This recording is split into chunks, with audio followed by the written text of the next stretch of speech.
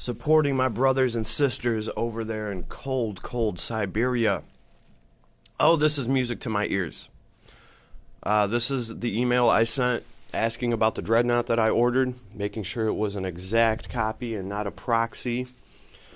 And my friends over there say, "Hello, friend. Yes, that's right. When you assemble them, there will be no difference.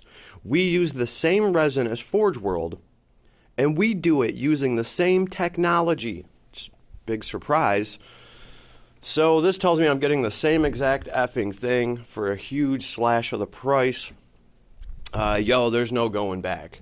Not to mention the fact that, let's see, it took under an hour to get a response from these people.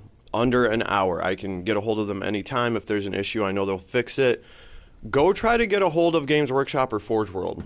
See how many hours it takes. You better start counting in months. I'm sorry, but the recast Dark Side is just so effing good. You just got to know where to find them, and then they are, man, there's no going back. I'm sorry. I guess thanks Forge World for sending me something broken in the box, because you've pushed me onto this path, and I'm glad I found these other sellers and stuff. And if anybody should be allowed to do this, it should be me. I've spent more money on Games Workshop and Forge World products probably than a lot of people. So for me to have to go this way, it wasn't always like this, but I'm glad it is now. Man, I sure wish we had the internet a long-ass time ago. Not to mention all the awesome deals that you can get on eBay now. You know, instead of just having to buy things from them directly, at least there's things on eBay. Look around. You might actually see something that somebody put their heart and soul into and painted pretty well. And, I've been happy with some of the finds that I've come across. You know, it's almost like some people will really sell their work. They'll sell themselves short. I'm like, damn, you're really selling that for $12? It looks like it took you $30 just to paint it. So, I don't know. Tabletop wargamers, rejoice.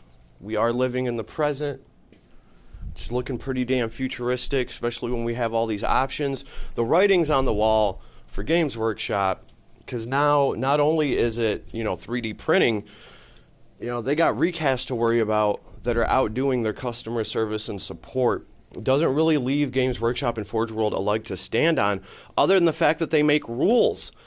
Well, I mean, how long is that going to last, right? And then on top of that, if your rules aren't balanced and you're constantly making rules to sell the newest model that you have out and then nerfing that model after all sales are final, eventually people are just going to start making their own rules. Or some other company will come out with a $25 rule book that's actually good and balanced, and they'll call it Warhammer instead of Warhammer. And people will just buy that rule book and they'll play that game using whatever models they want. So I don't know. I think Games Workshop has a huge problem, and they're dealing about it completely the wrong way. There's been other companies in the past that have been put into similar situations. They double down on their customer service. They double down on all that good stuff to let you know that, hey, you're buying a brand that's going to stand by you. They're doing the exact opposite. They're just like abandoning ship. Take as much money as you can, and don't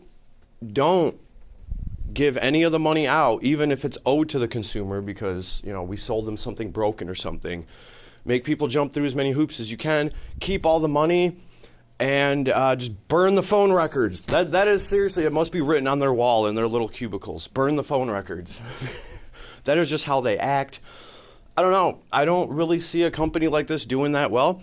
And that is why your boy has been buying up all the old school Rogue Trader models.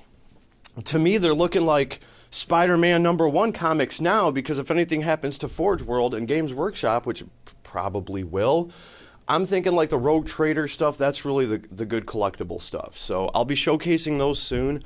I do have a little small vault of them. I just want to get them all together. And we will actually look at some of the more expensive and pricey miniatures that Games Workshop used to make through Rogue Trader. I even have some items that are unreleased and uncatalogued I got an orc with a big-ass wrench to smack people. So we'll cover all of that. We will cover all of that. I'm still waiting for a few bases. Before I even like show those models off, I would at least like to put them on a freaking base. So good stuff to come, especially if you're any sort of collector at all.